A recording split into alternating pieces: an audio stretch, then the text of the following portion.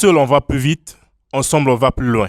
C'est dans cet état d'esprit que l'Agence de régulation des postes et télécommunications électroniques et le Conseil supérieur de la liberté de communication ont signé ce 31 janvier 2021 à Brazzaville un protocole d'accord. Cette convention dispose d'un cadre de coopération entre les deux institutions de régulation dans la gestion, l'utilisation et le contrôle des fréquences affectées au secteur de l'audiovisuel. Les fréquences qui constituent le nerf de la guerre dans les télécommunications et la radiodiffusion méritent d'être bien contrôlées et bien gérées afin de faire éviter aux usagers le brouillage préjudiciel de leur équipement et services de radiodiffusion.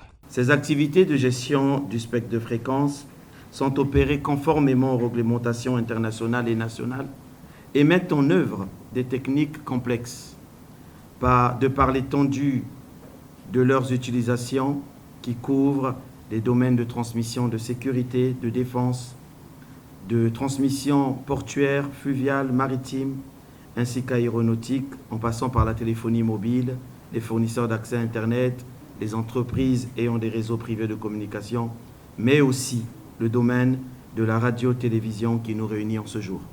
La République du Congo, qui est résolument tournée vers la bonne gouvernance de tous les secteurs vitaux de la société, j'en veux pour preuve la mise en place des deux organes de régulation que nous représentons, met un point d'honneur à la garantie de la gestion, de l'utilisation et au contrôle de fréquences en s'alignant sur les recommandations des institutions internationales, notamment l'Union internationale des télécommunications, UIT en sigle.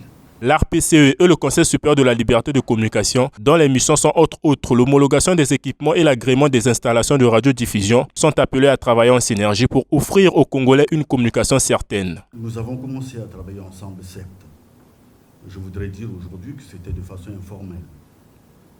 Mais aujourd'hui, à partir de maintenant, nos équipes techniques et nos deux directions, il faut le dire, vont désormais entretenir un partenariat sérieux pour aider notre population à avoir accès à la bonne communication, à avoir accès aux bons services de ces instruments qui lui permettent d'accéder justement à la communication.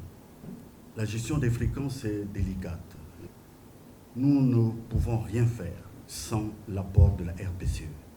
Les défis qui se présentent au Conseil supérieur de la liberté de communication sont grands, énormes, vastes. J'ai même envie de dire, pour certains, ils paraissent artificiels.